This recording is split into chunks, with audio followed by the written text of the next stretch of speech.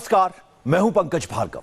Asaduddin Owaisi TV पर आपने खूब देखा होगा, संसद की बहसों और सभाओं में इन्हें आपने खूब सुना होगा। आज हम आपको दिखा रहे हैं ओवैसी की पूरी पॉलिटिकल पिक्चर।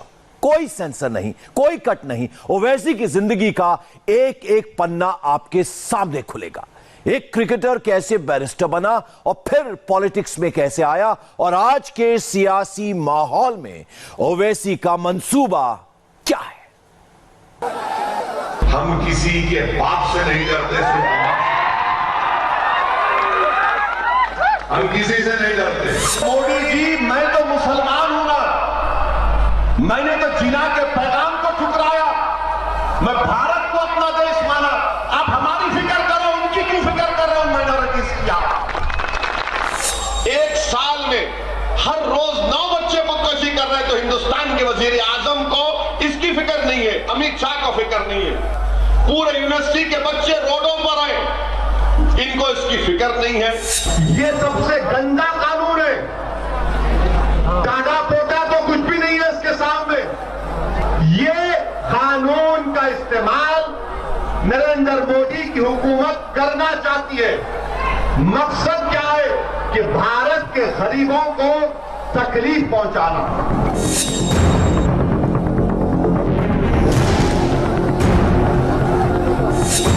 असदुद्दीन ओवैसी का मिशन तेलंगाना पिछले 15 दिनों के धुआंधार प्रचार के साथ थम गया। यहां चुनाव स्थानीय निकायों का है, मगर ओवैसी की गूंज पूरे तेलंगाना के चप्पे चप्पे में सुनाई दी। आप हमारी फिक्र करो, उनकी क्यों फिक्र कर रहे हो? ये किसको बेवकूफ बना रहे हैं बीजेपी और नीतीश कुमार? एनपीआर एनआरसी एक है, याद रखो।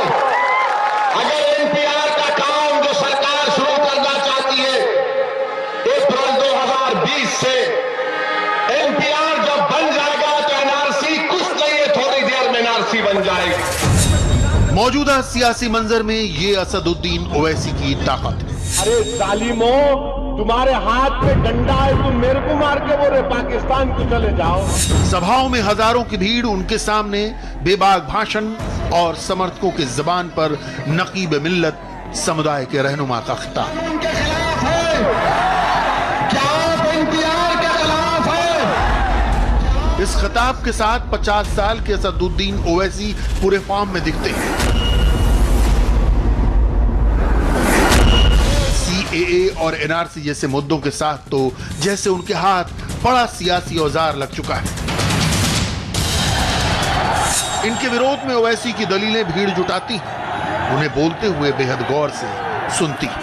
तो इनको तकलीफ इस बात की है कि हम कैसा डंडा उठा लिए और वो झंडा भी उठा लिए। ये हाल करना चाहते कि मुल्क में रखो इन लोगों को, और ऐसा रखो कि इनसे सिटीजनशिप छीन लो इनकी, और हमको मिलकर इस सीडब्ल्यू एनपीआर एनआरसी के खिलाफ हमें लड़ना है। वो चाहे तेलंगाना के स्थानीय निकाय के चुनाव हों या 10 जनवरी की तिरंगा रैली, समर्थकों की भारी भीड़ के बीच ओवैसी के भाषणों की गूंज इसी तरह सुनाई देती रही। तेलंगाना के स्थानीय निकायों के चुनाव तो खत्म हो गए, अब ओवैसी की तैयारी है तिरंगा यात्रा के साथ व्यापक प्रदर्शन की।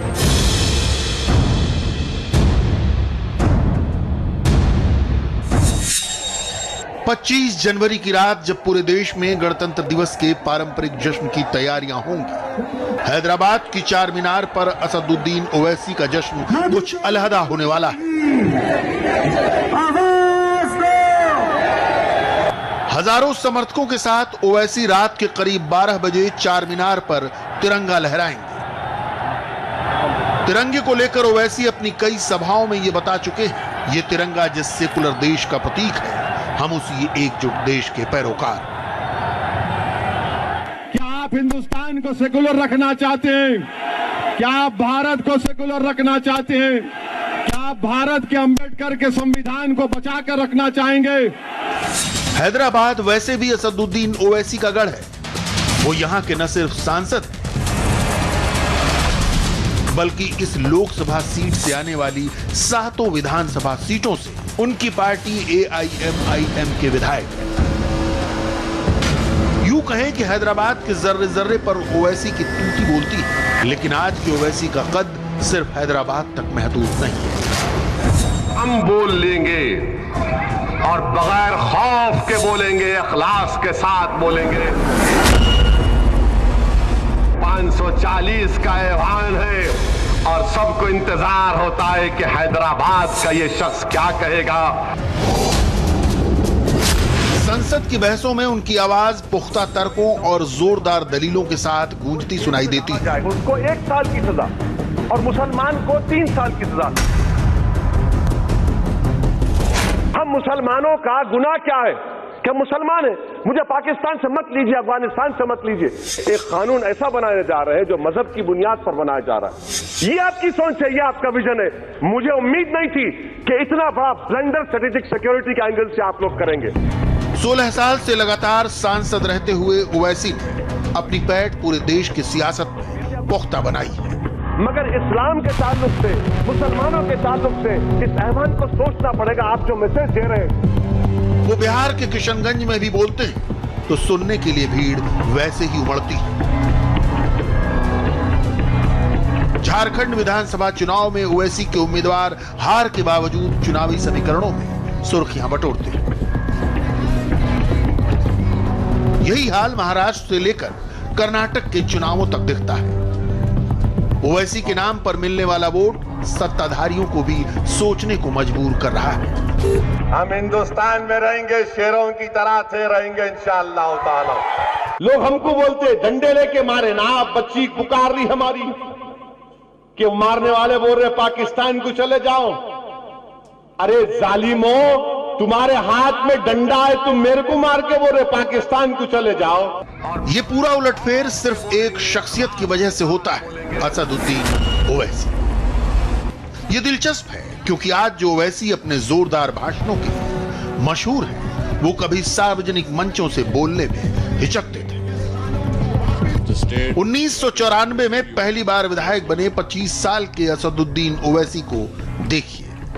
Sir, in 1989, sir, he rode Congress back to power in the state. विधानसभा में किस तरह आहिस्ता आहिस्ता पर्चा पढ़ते हुए बोल रहे हैं। From the World Bank, ऐसा नहीं है कि उन्हें पढ़ने और बोलने में दिक्कत हो रही है, which was very much successful in the coastal district. बल्कि तब तक लंदन के लिंकन्स इन जैसे मशहूर कॉलेज से बैरिस्टर की डिग्री ले चुके थे। हैदराबाद के मशहूर राजनीतिक परिवार के वारिस तो थे ही, अपने कॉलेज के दिनों में चर्चित क्रिकेटर भी रह चुके थे। लेकिन विधानसभा में सवाल पूछना तो दूर, उन्हें लिखा हुआ भाषण पढ़ने में भी जैसे दिक्कत हो रही थी। वही ओवैसी आज देश के सबसे प्रखर वक्ता कैसे बन गए? क्रिकेट और वकालत में अपना संभावित करियर छोड़कर आखिर राजनीति में कैसे आ गए? यह किस्सा बेहद दिलचस्प है। ओवैसी के बारे में आप जानते हैं, हैदराबाद में इस परिवार का सियासी रसूख दशकों पुराना है। इस तरह आप कह सकते हैं मौजूदा सियासत असदुद्दीन ओवैसी को विरासत में मिली। तो क्या ओवैसी शुरू से ही इस विरासत को संभालने के लिए तैयार थे, या उन्हें पढ़ा लिखा कर तैयार ही पारिवारिक पार्टी को आगे बढ़ाने के लिए किया गया था? यह समझना दिलचस्प होगा क्योंकि 1980 के दशक में जब उनके पिता हैदराबाद की कमान संभाल रहे थे, तब नौजवान ओवैसी क्रिकेट की दुनिया में बतौर तेज गेंदबाज मशहूर हो रहे थे। पाकिस्तान को हम जब ले गए तो अब जाएंगे। हम हिंदुस्तान में रहेंगे, शेरों की तरह से रहेंगे इंशाअल्लाह ताला। हम दीवानों को अल्लाह क्या दिया? मुझे किसी कांग्रेस के लीडर ने बोला कि ओवैसी तेरे पास क्या है जो हमारे पास नहीं है? बुलाइए। कांग्रेस वालों, तुम अपने आप को 100 साल की पार्टी बोलते, तुमको पॉलिटिक्स क्या है तुमको नहीं मालूम। मैंने काम किया जरूर, हो सकता कि मेरी जिंदगी में कामयाबी ना मिले।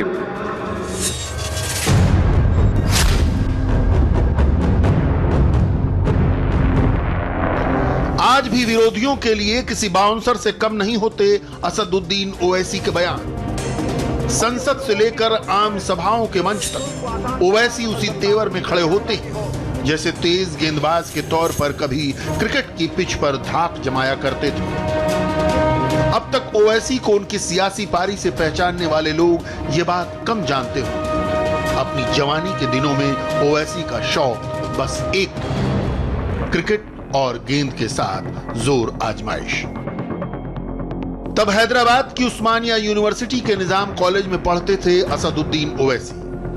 कद काठी से लंबे तगड़े और दोस्तों के बीच एक दिन टीम इंडिया के लिए खेलने की उम्मीद रखने वाले खिलाड़ी के रूप में मशहूर। अपने कॉलेज के दिनों में असदुद्दीन ओवैसी की तेज गेंदबाजी बेंगलोर यूनिवर्सिटी की तरफ से खेलने वाले वेंकटेश प्रसाद की टक्कर की मानी जाती थी। वही वेंकटेश प्रसाद जो आगे चलकर टीम इंडिया के लिए धुरंधर तेज गेंदबाज साबित हुए।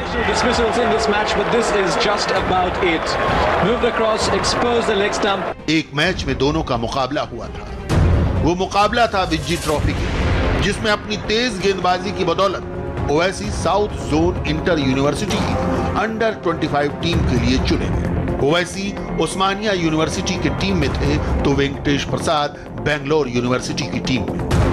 उस मैच में ओवैसी ने 6 विकेट लेकर सनसनी मचा दी। तब ओवैसी के सपनों में सियासत की आहट कहीं दूर दूर तक सुनाई नहीं दे रही थी। दादा और पिता हैदराबाद के बड़े धाकड़ राजनेता थे। शहर में परिवार का सियासी रसूख आजादी के बाद से ही था, लेकिन वो किस्सा ओवैसी के मंसूबों से अभी अलग था। विजय ट्रॉफी में शानदार प्रदर्शन के बाद कुछ ऐसा हुआ जो ओवैसी ने कानून की पढ़ाई लंदन जाकर पूरी करने का फैसला किया। ओवैसी को बैरिस्टर बनने का ख्याल ऐतिहासिक वृत्तांतों को पढ़ते हुए परवान चढ़ा। लंदन का लिंकन्स इन वहां के बैरिस्टर चैम्बर्स के उन 4 संस्थानों में शामिल है, जिसकी एक शाखा में महात्मा गांधी ने बैरिस्टर की डिग्री ली। महात्मा गांधी का दाखिला चैम्बर के इनर टेम्पल में हुआ था। ओवैसी का एडमिशन लिंकन्स इन में हुआ था, जहां से मोहम्मद अली जिन्ना ने भी वकालत की पढ़ाई की। ओवैसी 2 साल तक लंदन में रहे और इस दौरान अपनी पढ़ाई का खर्च खुद नौकरियां करते हुए उठाया। ऐसा नहीं कि ओवैसी परिवार के पास पैसे की कमी थी या कोई मजबूरी थी, लेकिन विदेश प्रवास के दौरान यह फैसला खुद ओवैसी का था। पढ़ाई लिखाई के साथ नौकरी करने का और इसका व्यवहारिक अनुभव भी हासिल किया गया। 1992-93 के दौर में असदुद्दीन ओवैसी बैरिस्टर की डिग्री लेकर हिंदुस्तान वापस आ गए। अब बारी थी वकालत के क्षेत्र में अपनी योग्यता साबित करने की। लेकिन क्रिकेट की तरह यह भी पूरा नहीं हुआ, बल्कि 1 साल के भीतर ओवैसी के सफर का रुख सियासत की ओर मुड़ गया। वो सियासत जो हैदराबाद में ओवैसी परिवार की पहचान हुआ करती थी, विवादों के घेरे में ही सही, यही असदुद्दीन ओवैसी की विरासत थी।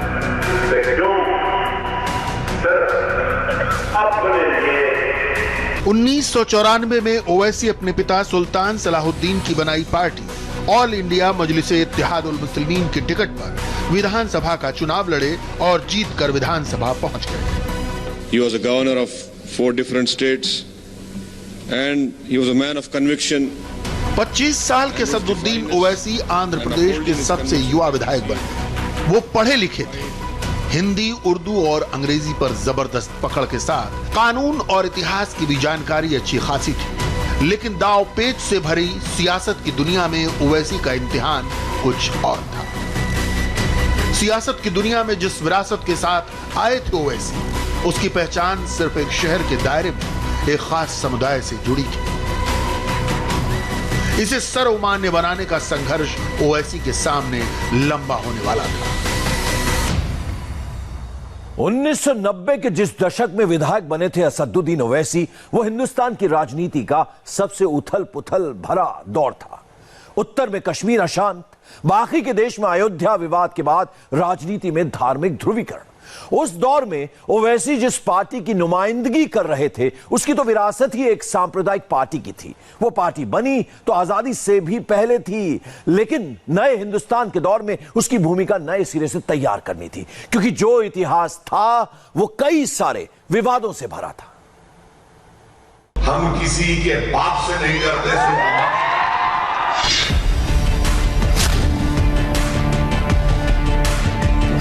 मैंने तो जिना के पैगाम को ठुकराया। मैं भारत को अपना देश माना।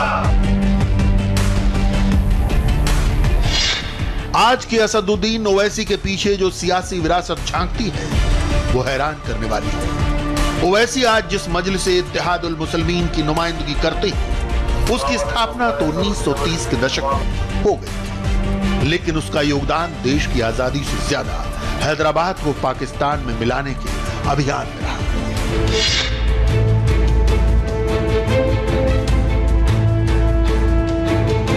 वो हैदराबाद आजादी के बाद देश के लिए सबसे बड़ी चुनौती बन गया था, कश्मीर और जूनागढ़ से भी बड़ी चुनौती। इसके पीछे जिद थी हैदराबाद के मीर उस्मान बहादुर की, जो किसी भी हाल में हिंदुस्तान में विलय को राजी नहीं थे।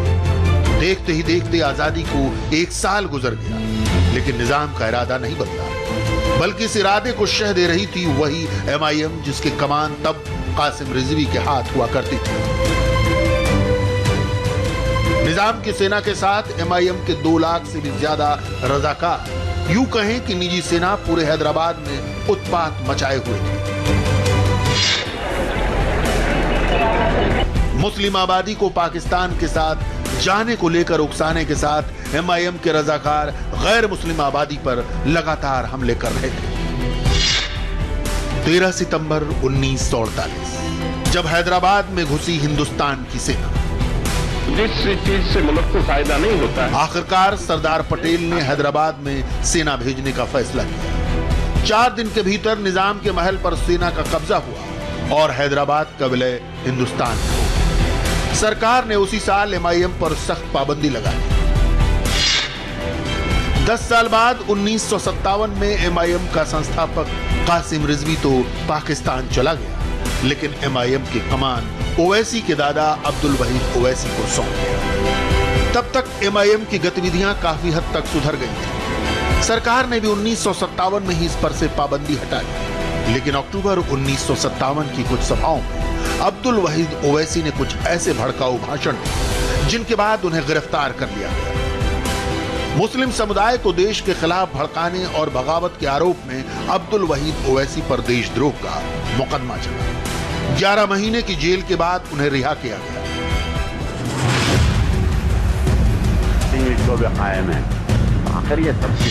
जेल से बाहर आने के बाद अब्दुल वहीद ओवैसी का रुख नरम हुआ। पार्टी की कमान तो उनके हाथ में रही, लेकिन चुनावी राजनीति में अपने बेटे सलाहुद्दीन ओवैसी को उन्होंने आगे किया। असदुद्दीन ओवैसी के पिता सलाहुद्दीन पढ़े लिखे और सुलझे हुए शख्स थे। उन्होंने उकसाऊ भाषणों की राजनीति से अलग मुस्लिम बहुल इलाकों में अपनी पैठ बनानी शुरू किया। इसका नतीजा हुआ 1960 में पहली बार नगर पालिका चुनाव जीतने के बाद 1962 से 2 बार विधायक रहे और 1984 के बाद लगातार 7 बार सांसद। इस लोकप्रियता की बदौलत सलाहुद्दीन ओवैसी हैदराबाद के सलार मिल्लत कहे जाते रहे। उनकी छवि भले ही एक सांप्रदायिक पार्टी के नेता की रही, लेकिन तेलुगु देशम और कांग्रेस जैसी पार्टियों ने कई बार उनके साथ गठबंधन बनाया। MIM की सियासत में असदुद्दीन ओवैसी की एंट्री इसी दौर में होती है। 1994 में 4 मीनार सीट से 2 बार विधायक, मैं भारत के इक़्तिदार आला और सालमियत को बरकरार, और 2004 में हैदराबाद सीट के सांसद इसी विरासत की बदौलत चुने। The left front people say that the Hindus are against this deal, the Dalits are for this deal. Why only Muslims are being targeted over here? तब संसद में ओवैसी कम बोलते थे, लेकिन हैदराबाद की सभाओं में वो भी मशहूर थे कि भारत के गरीबों को तकलीफ पहुंचाना, अपने आग उगलते भाषणों के। हालांकि उनकी छवि छोटे भाई अकबरुद्दीन ओवैसी के मुकाबले एक नरमपंथी की रही, लेकिन आने वाले दिनों में ये जुबान सियासत में ज्यादा चलने वाली है। तो बता रहा हूं कि डंडा भी हमारा है, झंडा भी हमारा है, फूल भी हमारा है। राजनीति में आने के बाद से ही असदुद्दीन ओवैसी अपनी सियासी विरासत के हिसाब से नरमपंथी माने जाते रहे हैं। अपने दौर के हर मुद्दे पर अपनी बात रखना, सवाल उठाना और कई बार सभाओं में आक्रामक हो जाना। ओवैसी अपने इस अंदाज के साथ मुस्लिम नेता के रूप में लोकप्रिय होते चले गए। इस रूप में उन पर तमाम टीका टिप्पणियां भी हुई। विरोधियों ने उन्हें आजाद हिंदुस्तान का जिन्ना तक कहा। आखिर हैदराबाद में वो कहे भी जाते हैं नकीबे मिल्लत यानी कौम का रहनुमा। Chief minister of Uttar Pradesh, the left front people. 2004 में जब हैदराबाद लोकसभा सीट से जीतकर संसद पहुंचे असदुद्दीन ओवैसी, तब हर कोई उस युवा नेता को लेकर संशय से भरा हुआ था। ओवैसी खानदान का वारिस और इकलौता सांसद आखिर केंद्र की राजनीति में क्या करवट लेगा? ऐसे सवालिया निशानों की वजह थी ओवैसी की सियासी विरासत और सांसद बनने से पहले हैदराबाद की सभाओं में गरजती बोल। इसी तेवर की वजह से साल 2005 में उन पर आपराधिक मुकदमा भी दर्ज हो गया। मामला था मेडक जिले में सड़क अतिक्रमण हटाने के दौरान एक मस्जिद ढहाए जाने का, जिसके विरोध में ओवैसी की पार्टी ने जमकर हंगामा मचाया। ऐसे प्रदर्शनों में खुद असदुद्दीन ओवैसी भी शामिल थे। मामले में ओवैसी पर दंगे भड़काने और आपराधिक धमकियां देने का आरोप लगा। मामला अदालत तक पहुंचा और 8 साल बाद ओवैसी को 14 दिन की जेल हुई। तब तक हैदराबाद से दूसरी बार सांसद चुने जा चुके थे ओवैसी। केंद्र की राजनीति में उनकी सुर्खियां 2008 से ही एक सूझबूझ वाले नेता की बनी थी। तब न्यूक्लियर डील मामले को लेकर वाम दलों ने यूपीए सरकार से अलग होने का फैसला किया था। संसद में उस पर लंबी डिबेट चली थी। तब मुलायम सिंह जैसे नेताओं ने कहा था देश के मुसलमान अमेरिका से इस डील का विरोध कर रहे हैं। तब ओवैसी ने कुछ ऐसे तर्कों के साथ मुलायम सिंह का विरोध किया था। I would like to know that this canard that is being spread, that Muslims are against this deal. I would like to know why didn't the Chief Minister of Uttar Pradesh, the left front people say that the Hindus are against this deal, the Dalits are for this deal. Why only Muslims are being targeted over here? Why is it that we are being put on the spot over here? पहले संसदीय काल में ओवैसी का वो बयान चौंकाने वाला था। बात किसी के समर्थन या विरोध की नहीं थी, बल्कि ओवैसी की छवि एक ऐसे नेता की थी जो सिर्फ मुस्लिम समुदाय और उसके हितों की बात करता है, उन्हीं की राजनीति करता है और उन्हीं की बदौलत चुनाव जीतता है। संसद में ओवैसी कई बार अपनी इसी छवि से लड़ते हुए दिखे। वैसे जमीनी तौर पर यह हैदराबाद की हकीकत भी है। असदुद्दीन ओवैसी घर घर में वहां रहनुमा की तरह देखे जाते हैं।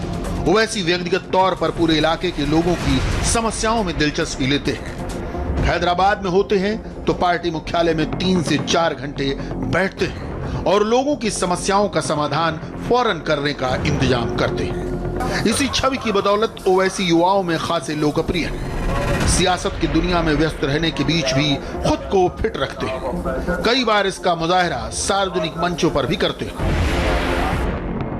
यह सिलसिला क्रिकेट और लंदन प्रवास के दिनों से ही चलता आ रहा है, लेकिन सियासत की व्यस्त दिनचर्या में रोजाना व्यायाम की अहमियत नहीं भूलें। खुद फिट रहते हैं, युवाओं को फिट रहने का संदेश देते हैं और इस बहाने सहज ही लोगों से जुड़ते हैं। ये ओवैसी की खास अदा बन चुकी है और इसी अदा की बदौलत लोकप्रिय इतने कि 2009 में ओवैसी न सिर्फ हैदराबाद से दोबारा सांसद चुने गए, बल्कि उसी साल हुए विधानसभा चुनाव में हैदराबाद की 7 सीटें उनकी पार्टी के खाते में चली गई। ओवैसी की बदौलत एमआईएम के इतिहास में यह सबसे बड़ी जीत साबित हुई। हैदराबाद में पार्टी का रसूख तो निजाम के जमाने से ही था, लेकिन 7 विधानसभा सीटों पर जीत ने ओवैसी की ताकत और बढ़ा दी। हैदराबाद में भी और संसद की बहस के दौरान ओवैसी की दलीलों में। तब केंद्र में कांग्रेस की सरकार थी, आज केंद्र में बीजेपी की सरकार है। मुस्लिम हितों को लेकर ओवैसी का विरोध तब भी वैसा ही था, आज भी वैसा ही है। लेकिन सत्ता बदलने के 5 सालों में ओवैसी की छवि कितनी बदली, यह देखना भी बेहद दिलचस्प है। ओवैसी की यह राजनीति सिर्फ छवि बदलने की है या फिर लक्ष्य कुछ और है? ओवैसी कहते हैं राजनीति में किसी खास समुदाय का नुमाइंदा बनने में बुराई क्या है। आखिर जिस कौम की बात रखने वाले न हो उनकी आवाज बनने में गलत क्या है। दलील वाजिब भी है, लेकिन आज भी ओवैसी की छवि कहीं ना कहीं वैसी ही है। बेबाक बयानी उनका अंदाज है, तो यह अक्सर उनकी आलोचना की सबसे बड़ी वजह भी है। तुम कहो शाखों पर फूल फलने लगे, तुम कहो चाक सीनों के सिलने लगे, इस झूठ को, जहन की लूट को मैं नहीं मानता, मैं नहीं जानता। अपने आक्रामक तेवरों और कौम परस्त छवि के बीच असदुद्दीन ओवैसी लोकसभा में सबसे सलीकेदार सांसद का खिताब हासिल कर चुके हैं। 2013-14 के दौर में उनकी सक्रियता संसद में पूछे गए उनके 1000 से ज्यादा सवालों से समझी जा सकती है। लेकिन सभाओं में वो सलीका कहां चला जाता है ओवैसी का? वो मंच से इतने उग्र क्यों हो जाते हैं? कई बार बड़ी बड़ी हस्तियों के लिए असंसदीय भाषा का इस्तेमाल क्यों करने लगते हैं? ये कुत्ते हैं, ये कुत्ते हैं, ये कुत्ते के बच्चे हैं। तुम अल्लाह की तरफ पलटो, ये खत्म होंगे इंशाअल्लाह ताला। जो हमको कुत्ते का बच्चा बोल रहा था, वो कुत्ता, उसकी नस्ल कुत्ते, सब कुत्ते वाला एक्टर जो पतंग पिला रहा है, याद रख, तेरी जिंदगी की डोर अल्लाह काटेगा। तू जाएगा कब्रिस्तान में तो तुझे मालूम होगा कि कौन हीरो था, कौन हीरो नहीं है। नाम सलमान रखने से कोई सलमान नहीं हो जाता। मुलायम सिंह ख्वाब देख रहा है, गैर जरूरी अपने आप को मौलाना मुलायम, मौलाना मुलायम। ये मौलाना नहीं है, बल्कि आरएसएस की चड्डी पहना हुआ मुलायम सिंह है। इसको शिकस्त देना है आजमगढ़ की आवाम को, और आजमगढ़ की आवाम को बताना है कि आजमगढ़ शिबली की सरजमीन है। हैदराबाद हमारा है, हैदराबाद सबका है। मगर ये यूटी की बात मत करो। तुम यूटी की बात करेंगे, तुम्हारी टूटी ढीली कर देंगे हम। ये परमानेंट कैपिटल की बात मत करो चिरंजीवी, परमानेंट कैपिटल यूटी की बात मत करो। तुम बच्चे हो अभी, तुम शूटिंग करते करते कूद के वहां चले गए। सियासत से लेकर सिनेमा की बड़ी बड़ी हस्तियों के खिलाफ आक्रामक बयानों को लेकर कई बार कानूनी मामलों में फंस चुके हैं ओवैसी, लेकिन उनके तेवर नरम पड़े ना ये अंदाज बदला। तो क्या ये ओवैसी की सोची समझी रणनीति है या सियासत के मैदान पर अपनी आवाज के साथ अकेले होने का आक्रोश? लेकिन ये सच भी है कि ओवैसी अपनी पार्टी लाइन नहीं बदलते। जाहिर तौर पर मुख्य विरोध उनका बीजेपी और दक्षिणपंथी राजनीति के तमाम संगठनों से है, लेकिन इसके खिलाफ खड़ी होने वाली सेकुलर पार्टियों से भी कुछ खास इत्तेफाक नहीं रखते हुए। बिहार से लेकर यूपी और हाल में झारखंड तक के चुनावों में ना तो उन्होंने किसी से गठबंधन किया, ना ही किसी के लिए अपने उम्मीदवार पीछे किए। इसकी वजह से कई बार उन पर आरोप लगते हैं वोट कटवा पार्टी। खासकर यूपी चुनाव के नतीजों के बाद ओवैसी पर ऐसे आरोप लगे तो सार्वजनिक मंच से तिलमिला उठे कि तुम में ताकत नहीं है मोदी से मुकाबला करने की, तुम में सियासी सोच नहीं है मोदी से मुकाबला करने की, तुम में हिम्मत नहीं है बीजेपी से मुकाबला करने की, तुम्हारे पास स्टेमिना नहीं है, तुम्हारे पास स्ट्रेटेजी नहीं है, और तुम अपनी कमजोरियों का, अपनी बर्बादी के तमाम तुम्हारे अफसाने तुम मेरी कदमों में लाकर रख रहे हो। इसी तरह कांग्रेस के साथ उनका विरोध जगजाहिर है। ओवैसी की नजर में कांग्रेस ने देश के मुसलमानों के साथ सिर्फ बातें की, उनके वोटों के लिए राजनीति की, कभी उनकी आवाज नहीं बन पाई। रही बात सत्ताधारी बीजेपी की, पार्टी ओवैसी को कई बार देश का दूसरा जिन्ना तक कह चुकी है। आरोप ये कि ओवैसी सिर्फ एक समुदाय की बात करते हैं, इन्हीं के लिए खड़े होते हैं। वो इतने कट्टर है कि मजहब के मामले में 3 तलाक जैसे कानून को भी दखलंदाजी मानते हैं। लेकिन बीजेपी की तरफ लगे ये आरोप कई मौकों पर खारिज करते दिखे ओवैसी, संसद में भी और सार्वजनिक मंचों से। अव्वल तो वो तलाक को ही गुनाह मानते हैं, शिकायत उन्हें 3 तलाक के कानून में एक तरफा मुकदमे से है। ऐसे तमाम कानूनों के खिलाफ संसद में ओवैसी खड़े हुए। कश्मीर में धारा 370 हटाने से लेकर सिटीजन अमेंडमेंट बिल पर बहस के दौरान गृह मंत्री अमित शाह के साथ तनातनी सुर्खियों में रहे। फाड़ दिया था, जला दिया था। इसीलिए जब महात्मा ने फाड़ा, मैं इस बिल को फाड़ता हूं, ये हिंदुस्तान को तोड़ने की कोशिश। संसद के बाहर भी ओवैसी एनआरसी और सीए के खिलाफ एक मुसलसल आवाज बन चुके हैं। इसके विरोध में प्रदर्शन के साथ चुनावी मंचों से हमले लगातार करते दिखते हैं। अगर खुदा ना खास्ता पूरे मुल्क में एनआरसी हो जाता है तो जो नॉन मुस्लिम रहेंगे उनको भी बहुत तकलीफ उठाना पड़ेगा, और कई अरसे के बाद उनको शायद सिटीजनशिप मिल जाए, मगर मुसलमान को नहीं मिलेगी। इसलिए कि आपका हमारा ताल्लुक मुसलमान को CAA में निकाल दिया गया। इस्लाम है ही नहीं CAA में। ये रूल्स बनाएंगे, इतना आसान रूल बनाएंगे कि अगर आप गैर मुस्लिम है तो सिर्फ लिख के दे दो कि आपका यहां से कनेक्शन था, वहां से था। रूल्स अब तक रूल्स नहीं बनाए, गजट नोटिफिकेशन इशू और रूल्स नहीं बनाए। और होगा क्या कि हो सकता है कि डिटेंशन सेंटर में किसी को जिंदगी गुजारना पड़ेगा। इसी मोदी सरकार ने सर्वे किया था कि इंडिया में 28% लोगों के पास बर्थ सर्टिफिकेट नहीं। लेकिन एक बात का ख्याल और भी रखते हैं ओवैसी, उन पर सिर्फ इस्लाम परस्त होने का आरोप न लगे। अपने भाषणों में कहते सुने जाते हैं वो हिंदू धर्म के खिलाफ नहीं है, बल्कि उनकी लड़ाई हिंदुत्व की राजनीति से। वो मुसलमानों के लिए आरक्षण की मांग करते हैं तो दलितों के कल्याण और उन पर अत्याचार का मुद्दा भी उठाते हैं। इसके साथ एक अपील पाकिस्तान से भी कर डालते हैं। लेकिन क्या ओवैसी के ये बयान उन्हें सियासत में सर्वमान्य बनाने के लिए काफी है? मौजूदा सरकार के विरोध में पार्टियां तो तमाम, लेकिन ओवैसी को कोई न कोई शिकायत हर किसी से। तो फिर इस सियासत का मंसूबा क्या है? ये सवाल तमाम सियासी सक्रियताओं के बीच असदुद्दीन ओवैसी के सामने खड़ा है।